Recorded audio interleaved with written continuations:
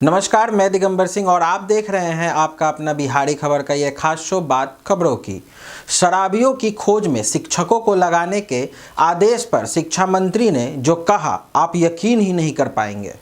बिहार में शराबियों को पकड़ने के लिए पुलिस के साथ साथ टीचरों को भी जिम्मेदारी सौंपी गई है, जिसको लेकर न सिर्फ विपक्ष की तरफ से विरोध जताया जा रहा है बल्कि टीचरों में भी स्कूल लेकर नाराजगी है।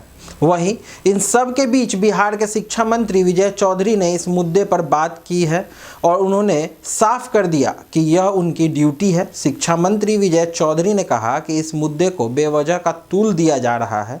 हम लोगों ने आदेश जारी किया है लेकिन किसी शिक्षकों को टारगेट नहीं दिया गया है। वहीं वह हर हफ्ते इतने शराब पकड़वाएं, अगर उन्हें जानकारी मिलती है तो इसके बारे में जानकारी दे। इसमें किसी प्रकार का विवाद नहीं होना चाहिए। यह हर व्यक्ति की ड्यूटी है लेकिन इस पर फिजूल का विवाद किया जा रहा है। बता दें कि बीते शुक्रवार को राज्य सरकार ने यह आदेश दिया था कि बिहार के सभी शिक्षक शराबबंदी को कामयाब बनाने के लिए शराबियों को पकड़वाने का काम करेंगे। वहीं दूसरी ओर राजेश रंजन उर्फ पप्पू यादव ने कहा कि शिक्षकों को शराब के मामलों में लगाने का आइडिया देने वाले अधिकारी पूरी तरह से मेंटल केस हैं। सबसे पहले उसको पागलखाना भेजना चाहिए। पहले मुझे लगता था कि नीतीश जी आपको भाजपा खत्म कर रही है, लेकिन उसके साथ तो आपके लोग भी मिले हैं जो आपकी जमीन खींच रहे हैं। शिक्षक को सिर्फ पढ़ाने और पढ़ाई के लिए लगाने की ज़रूरत है। आगे क्या कुछ कहा आइए आप खुद सुनिए। और जो ऑर्डर पास किया है उसको पहले मेंटल केस में भेजिए, मेंटल जेल आप भेजिए, वहां वो पागल खाना इलाज कराइए उन पदाधिकारी का। बड़े मियाँ तो बड़े मियाँ, छोटे मियाँ सुहान अल्लाह, ऊपर भी एजुकेशन मिनिस्टर लिख लो रहा पर पत्थर, और बिहार में भी वही। आपकी जमीन खिसका रही है, आपको पता नहीं चल रहा है। शिक्षक की सिर्फ एक लड़ाई होनी चाहिए, पढ़ाई, सिर्फ पढ़ाई, ना जनगणना, ना चुनाव, ना खिचड़ी और ना ही ईटा गिट्टी। क्या आप शिक्षक यदि आपको खबर करेंगे तो शिक्षक को माफिया छोड़ देगा? शिक्षक इतने ताकतवर होते हैं क्या? 6,000, 8,000, 9,000, 12,000 कमाने वाले, आप उसको मारना चाहते हैं? एजुकेशन तो है नहीं पूरे बिहार में। यह नीति आयोग की रिपोर्ट है और आप फिनिश कर देना चाहते हैं। और माफिया कौन कौन है बक्सर में या हर जिले में, यह सरकार और सरकार के पदाधिकारी को पता है कि नहीं? जब आप थानेदार और चौकीदार को सस्पेंड कीजिएगा तो दारू कौन बताएगा? और एसपी डीआईजी को जिम्मेदारी क्यों नहीं बनाइएगा? 6 फरवरी को स्कूल नहीं खुलता है तो private school and children welfare association राज्यव्यापी आंदोलन करेगा। आज private school and children welfare association के राष्ट्रीय अध्यक्ष सैयद समाइल अहमद साहब के आह्वान पर private school and children welfare association पश्चिमी चंपारण के बैनर तले एक महत्वपूर्ण बैठक रखी गई। बिहार राज्य सरकार के निजी विद्यालयों के तरफ उदासीन रवैये पर सवालिया निशान लगाते हुए एसोसिएशन के जिलाध्यक्ष मोहम्मद नूरैन खान ने कहा कि राज्य सरकार की आखिर मंशा क्या है, क्यों बच्चों के भविष्य के साथ खिलवाड़ किया जा रहा है। बिहार बोर्ड के द्वारा सभी सरकारी विद्यालयों में प्रैक्टिकल परीक्षाएं भौतिक तौर पर करवाई गई है और तत्पश्चात सभी निजी विद्यालयों में बिहार बोर्ड का परीक्षा केंद्र जबरन कोरोना गाइडलाइन के सभी मानकों को ताक पर रखकर करवाई जा रही है, जिसके लिए किसी भी निजी विद्यालयों को फूटी कौड़ी भी नहीं दी जा रही है। जिला सचिव अब्दुल्ला उर्फ अरशद सरहदी ने कहा कि कोरोना महामारी के आड़ में सभी निजी विद्यालय संचालकों को जबरन विवश करके उनका विद्यालय में परीक्षा केंद्र बनाया जा रहा है।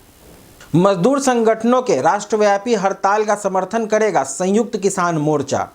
बिहार राज्य किसान सभा के संयुक्त सचिव प्रभु राज नारायण राव ने बताया कि संयुक्त किसान मोर्चा के आह्वान पर 31 जनवरी को देश भर में विश्व घात दिवस मनाया जाएगा। उस दिन बिहार सहित सभी जिला स्तर पर प्रधानमंत्री का पुतला दहन रोष प्रदर्शन आयोजित किए जाएंगे।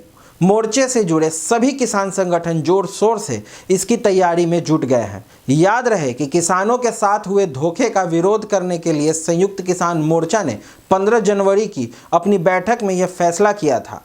इन प्रदर्शनों में केंद्र सरकार के नाम पर ज्ञापन भी दिया जाएगा। केंद्र सरकार का किसान विरोधी रुख इस बात से जाहिर हो जाता है कि 15 जनवरी के फैसले के बाद भी भारत सरकार ने 9 दिसंबर के अपने पत्र में किया गया कोई भी वादा पूरा नहीं किया है। आंदोलन के दौरान हुए केस को तत्काल वापस लेने और शहीद परिवारों को मुआवजा देने के वादे पर पिछले 2 सप्ताह में कोई भी कार्रवाई नहीं हुई है।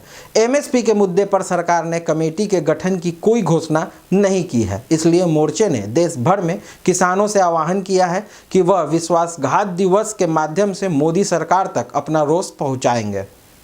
उत्तर प्रदेश के छपरौली में जनपद बागपत में आयोजित प्रभावी मतदाता संवाद कार्यक्रम में उत्तर प्रदेश के मुख्यमंत्री योगी आदित्यनाथ ने क्या कुछ कहा, आइए सुनते हैं। लोकप्रिय सांसद डॉक्टर सत्यपाल सिंह जी, जिला प्रभारी श्री हिमांशु मित्तल जी, यहां के लोकप्रिय विधायक और भारतीय जनता पार्टी के प्रत्याशी श्री सहेंद्र सिंह रमाला जी, भारतीय जनता पार्टी के सहप्रभारी कैप्टन अभिमन्यु जी, विधानसभा के प्रभारी श्री पवन तरार जी, विधानसभा के संयोजक श्री सत्येंद्र कुमार जी, पूर्व जिलाध्यक्ष श्री वेदपाल उपाध्याय जी, प्रदेश महामंत्री किसान मोर्चा श्री सत्येंद्र टोगाना जी, पूर्व विधायक लोकेश दीक्षित जी, मंडल अध्यक्ष श्री राजीव धामा जी, सचिन मलिक जी, कपिल देव जी, अरविंद तोमर जी, नितिन चौधरी जी, राहुल जी, और आज अभी यहां मंच पर भारतीय जनता पार्टी में शामिल हुए हैं पूर्व विधायक माननीय श्री राजपाल जी सिंह जी और उनके पुत्र श्री विपिन सिंह जी, पूर्व ब्लॉक प्रमुख भोजपुर। मैं इनका हृदय से स्वागत करता हूं। भारतीय जनता पार्टी परिवार और भारतीय जनता पार्टी को समर्थन देने के लिए इन सभी का मैं हृदय से अभिनंदन करता हूं। भाइयों बहनों, जब बागपत की बात होती है तो पूरा महादेव की चर्चा सर्वत्र होती है। वे देवादिदेव महादेव हैं और उनकी कृपा इस जनपद पर, यहां के वासियों पर सदैव बरसती है। मैं पूरा महादेव की इस धरती को कोटि कोटि नमन करता हूं।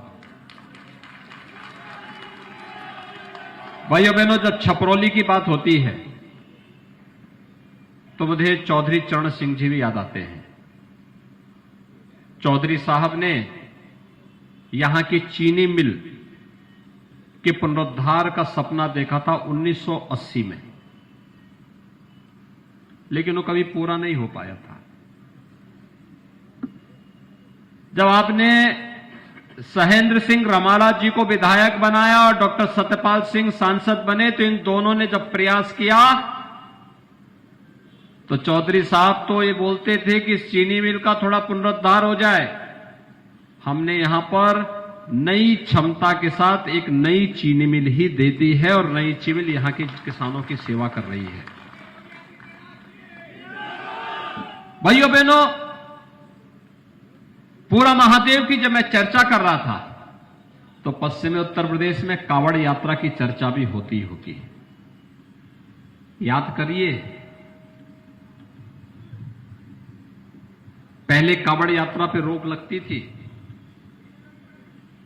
और समाजवादी पार्टी का मतलब तो जो मुजफ्फरनगर का दंगा करवा दे, कोसी कला में दंगा करवा दे, सचिन और गौरव जैसे युवकों की हत्या इसलिए हो जाती है क्योंकि उन नौजवानों ने अपनी बहन की रक्षा करने के लिए वे गए थे और इस आधार पर उनकी निर्दोष नौजवानों की हत्या कर दी जाती है। 60 से अधिक हिंदू मारे गए थे मुजफ्फरनगर दंगे में और 1500 से अधिक हिंदुओं को जेल में बंद कर दिया था। गांव के गांव खाली हो गए थे और कैसे बंदूकों से भून रहे थे हिंदुओं को। सपा की यही पहचान है। यहां पर कभी मुजफ्फरनगर के किसानों पर, मुजफ्फरनगर के निर्दोष नौजवानों पर कभी गोली चला करके और कभी अयोध्या में राम भक्तों पर गोली चलाने का पाप भी और उसका दाग भी इनकी टोपी पर लगा हुआ है।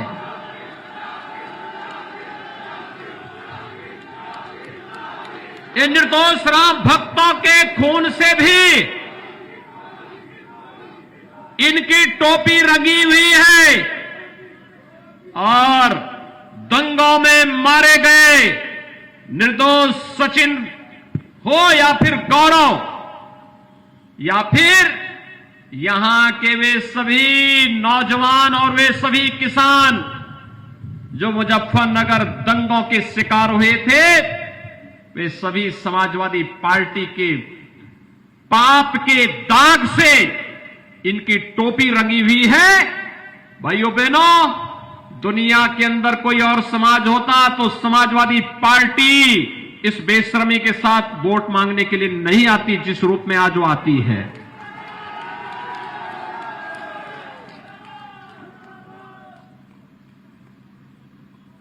बेटियों की सुरक्षा के लिए तो खतरे थे। बेटियां स्कूल नहीं जा पाती थी। 2017 के पहले का क्या दृश्य था। और मुलायम सिंह जी कहते थे ये तो नौजवानों से गलती हो जाती है। बेटी की सुरक्षा खतरे में है। बेटी को कोई भी मां बाप चाहता है कि अपने संरक्षण में अच्छी पढ़ाई करवाई जाए, लेकिन उन लोगों को लगता है कि नहीं, ये तो इनकी संवेदना बेटियों के प्रति नहीं है, महिलाओं के प्रति नहीं है, आधी आबादी के प्रति नहीं है, इनकी संवेदना नौजवानों के प्रति भी नहीं थी। याद करिए भाइयों बहनों, जब भर्ती निकलती थी ना, तो उस भर्ती में आपके छपरौली से, आपके बागपत के नौजवान भर्ती नहीं होते थे। सब सिपाही खानदान अपने यहां से पैसा ले लेकर के भर्ती करवाता था। और हमारी सरकार बनी, अकेले बागपत के एक ही गांव के 27 नौजवान पुलिस में भर्ती हुए थे। मैं आया था डॉक्टर सत्यपाल सिंह जी के साथ। यहां का नौजवान क्यों भर्ती नहीं होगा? दिन रात दौड़ता है, मेहनत करता है, किसी के सामने हाथ नहीं फैलाता है, और जब पुलिस में भर्ती के लिए जाता था तो उसको बागपत के नाम से बाहर कर दिया जाता था। हमारी सरकार आई, हमने कहा कि भाई देखो, बसपा के लिए बुआ और भतीजाई परिवार होगा, बुआ और भतीजाई परिवार होगा। दोनों में सपा बसपा में तो एक प्रतिस्पर्धा चल रही है, कौन कितने बड़े अपराधी को टिकट देते। और भाइयों बहनों, ये जो अपराधी जब सांसद विधायक बनेंगे तो क्या ये फूल की खेती थोड़े करेंगे, ये तो फिर तमंचे की ही खेती करेंगे। ये तमंचावादी ही है, वही करेंगे। और इनका उपचार भी एक ही है, और उपचार मेरे पास है, और वह है जेसीबी और बुलडोजर।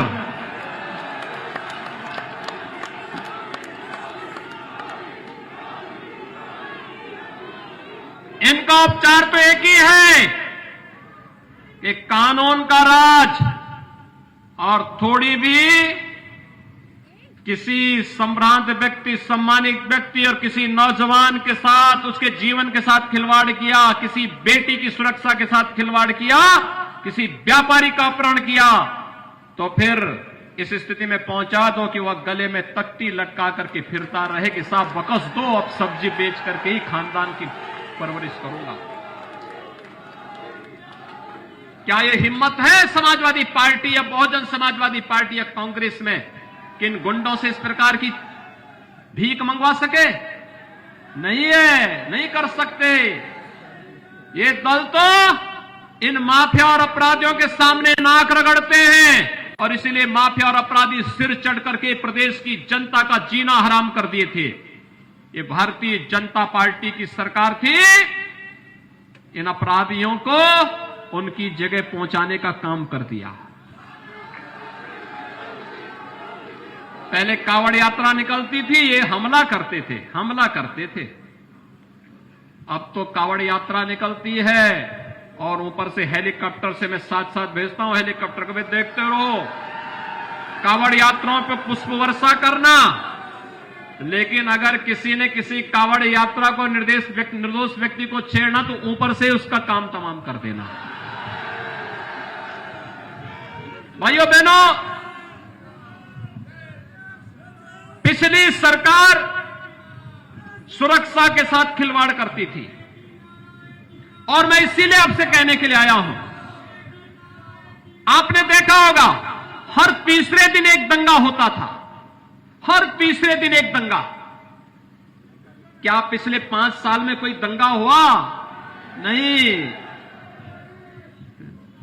दिल्ली में जब दंगा हो गया तब भी यहां दंगा करने की हिम्मत नहीं कर पाए, क्योंकि मालूम था यहां दंगा करेंगे तो पूरा सब कुछ बिक जाएगा,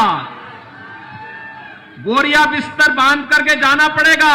अब उत्तर प्रदेश में किसी माई के लाल की हिम्मत नहीं कि उत्तर प्रदेश के व्यापारियों को, उत्तर प्रदेश के नौजवानों को पलायन करने के लिए मजबूर कर सके। उत्तर प्रदेश अब प्रगति करेगा, हाईवे ऐसे बनेंगे जैसे आपके सामने हाईवे बन रहा है। ये हाईवे भी तो सपा ने रोका हुआ था, नहीं बनने दे रही थी। भारत सरकार पैसा देना चाहती थी और सपा इसलिए नहीं बनने देना चाहती थी क्योंकि वह अपना मनपसंद ठेकेदार नहीं दे पा रहा था।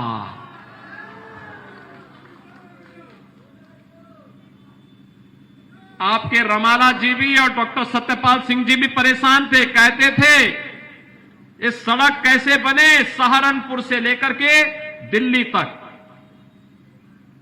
मैंने जब इसकी जांच की तो पता लगा कि सरकार ने इसमें 800 करोड़ रुपए का एक वो बना के रखा हुआ है। तो मैंने कहा जनता का इसमें क्या दोष जी? कहा साहब ये 800 करोड़ कौन भरेगा? मैंने कहा भाई देखो 800 करोड़ कोई नहीं भरेगा, मैं भरूंगा, चिंता मत करो, लेकिन सड़क नहीं रुकनी चाहिए। भाइयों बहनों, कार्य करने के लिए दम चाहिए। अपराधियों के सामने दुम दबा करके जो लोग घिघियाते थे वे सत्ता का संचालन नहीं कर सकते। वे लोग, उनको बोलो वे अपने परिवार का ही संचालन कर लें। उन लोगों को सत्ता से दूर ही रखना, और सत्ता से दूर जैसे कोयले को चिमटा पकड़ करके दूर किया जाता है ना, क्योंकि हाथ से छूओगे तो हाथ जलाएगा, या गर्म होगा तो हाथ जलाएगा, और अगर बुझा होगा तो हाथ को काला करेगा। और इसलिए भाइयों बहनों, सपा और उसके गठबंधन को वोट देने का मतलब जो निर्दोष लोग मुजफ्फरनगर दंगे में मारे गए थे उनका अपमान करना होगा।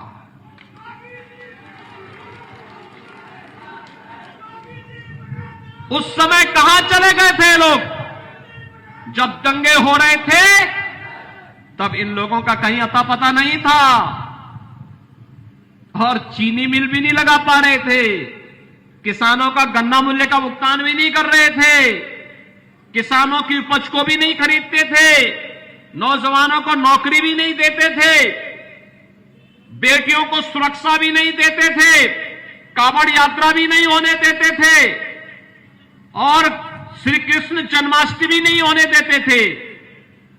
और इसीलिए भगवान कृष्ण उनके सपने में आके कोसते होंगे, कहते होंगे, रे कैसे व्यक्ति हो भाई, कुछ तो लोक लाज कर लो।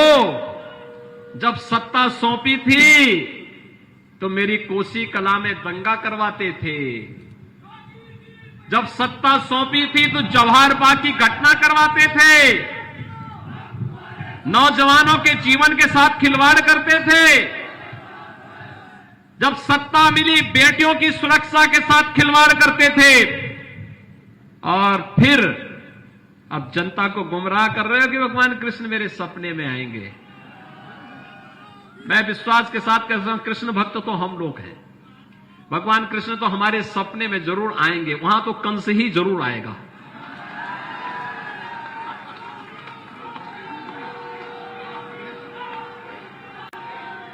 कंस भी इस बात के लिए तरस रहा होगा कि मेरा भी कोई अवतार चलो हो रहा है। और इसलिए भाइयों बहनों, देखिए, सरकार जब बनती है कैसे गरीबों के हित के लिए कार्य होते हैं। ये तीनों दलों में होड़ लगी है। किस बात की होड़ लगी है? कौन कितने बड़े अपराधी को टिकट देते। कांग्रेस में, सपा में, बसपा में एक एक ढूंढ ढूंढ करके लाई जा रहे हैं। विकास उनका एजेंडा नहीं है। कहते हैं हम बिजली फ्री दे देंगे। अरे तुम्हारे यहां तो बिजली नहीं आती थी क्या? सपा की सरकार के समय बिजली मिलती थी क्या? उनसे कोई उम्मीद करते हैं क्या? कोई विश्वास करते हैं? वे तो अंधेरे में रहने के आदी हैं, क्योंकि चांदनी रात चोरों को अच्छी नहीं लगती। ये बिजली उनको कहां से अच्छी लग जाएगी? आज तो गांव-गांव में जब बिजली जलती है, 24 घंटे बिजली जलती है। पहले हमारे किसान भाइयों के यहां, अन्नदाता किसान के खेत से पंपिंग सेट भी चोरी हो जाता था। आज कोई चोरी करने का दुस्साहस करेगा? आज तो नहीं करेगा। और इसलिए भाइयों बहनों, कहते हैं हम ये करेंगे। अरे जब मौका मिला था तब क्या किया था, तो बताओ। चर्चा तो तीनों सरकारों को करना चाहिए। कांग्रेस ने क्या किया, समाजवादी पार्टी 4 बार की क्या किया, बहुजन समाजवादी पार्टी 3 बार की, उसने क्या किया। और मैं दावे के साथ कह सकता हूं, कांग्रेस का पूरा कार्यकाल, समाजवादी पार्टी के 4 बार के कार्यकाल, बहुजन समाजवादी पार्टी के 3 बार के कार्यकाल को जोड़ लो, जितना वह जोड़ करके आता है, अगर उससे ज्यादा भारतीय जनता पार्टी की सरकार ने नहीं किया है तो भाइयों बहनों, मैं वोट मांगने नहीं आऊंगा।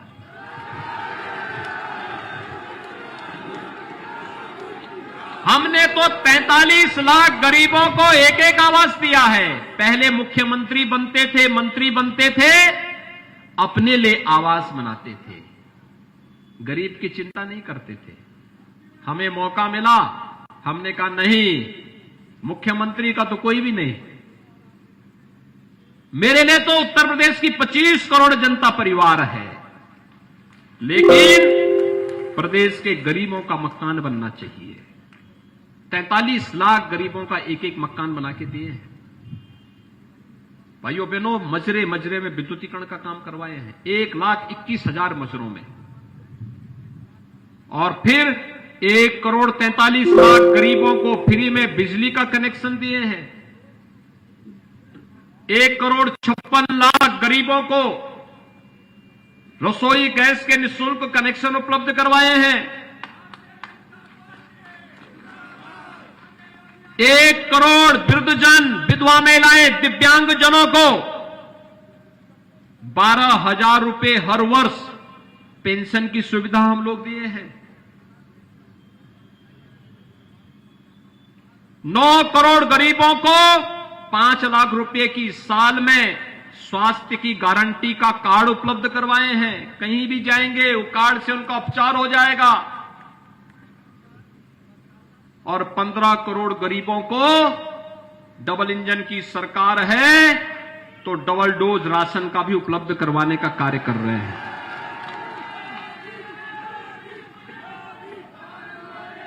भाइयों बहनों, ये सरकार है,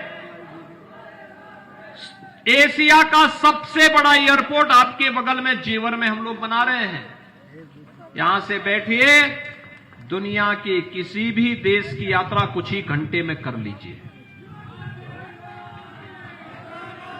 गंगा एक्सप्रेसवे आपके बगल से बना रहे हैं हम लोग, मेरठ से सीधे प्रयागराज तक। सुबह जाइए और स्नान करके प्रयागराज संगम में स्नान करके शाम को अपना घर वापस आइए।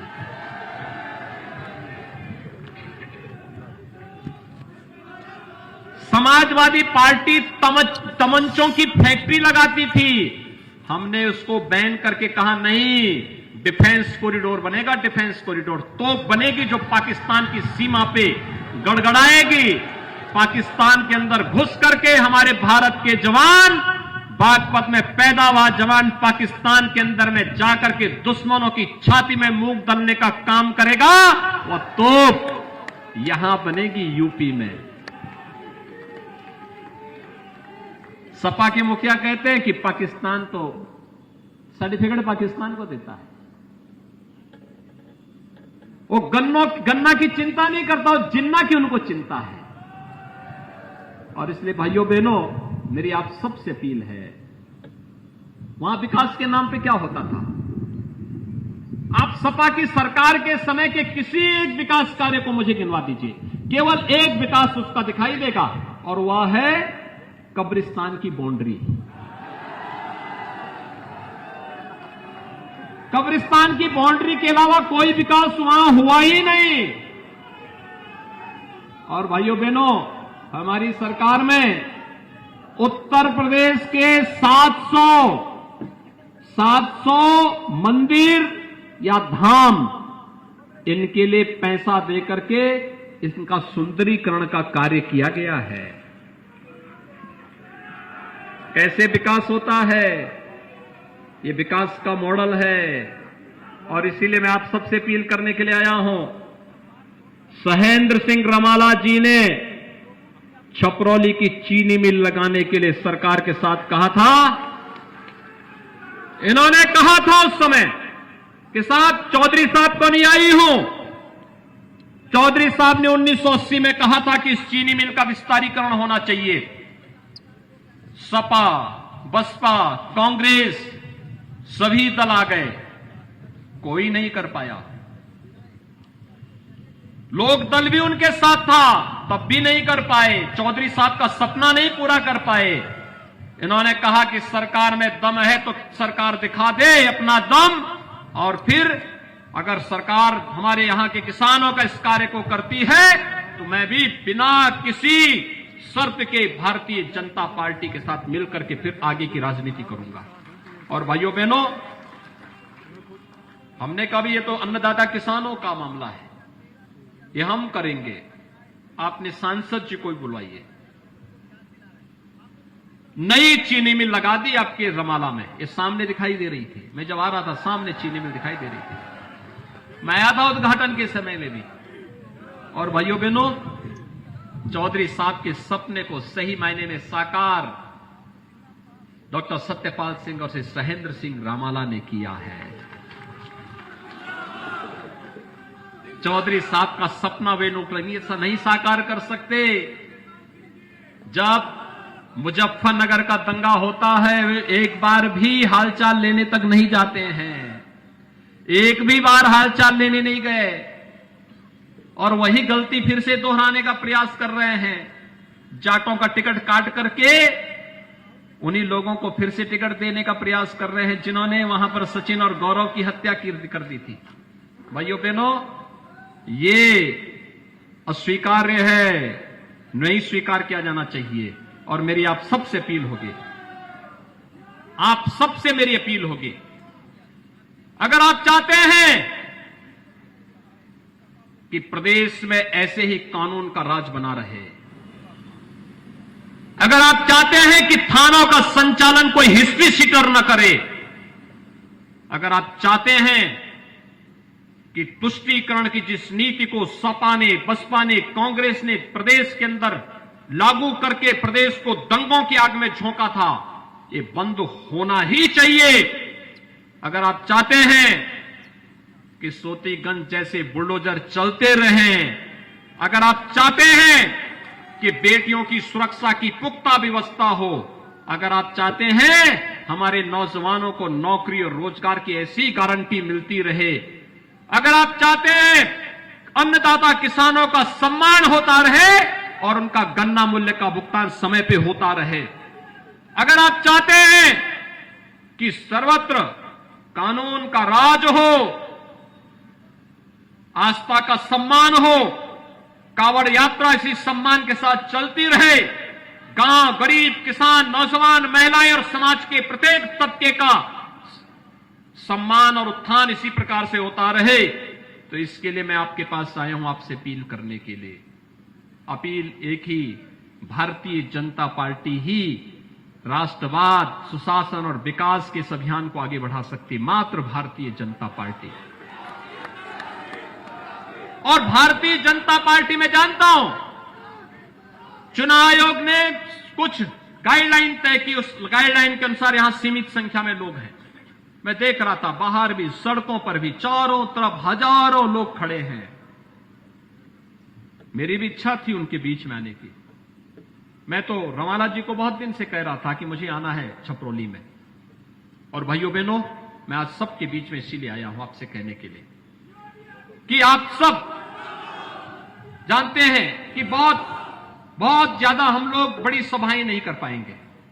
आप में से हर एक व्यक्ति को सहेंद्र सिंह रमाला बनना पड़ेगा, गांव-गांव, घर-घर जाना पड़ेगा, मेरी अपील को उन लोगों तक पहुंचाना पड़ेगा और फिर कमल के निशान पर वोट देने के लिए लोगों को प्रेरित करना पड़ेगा। क्योंकि इसके अलावा कोरोना कालखंड में कोई दूसरा माध्यम नहीं।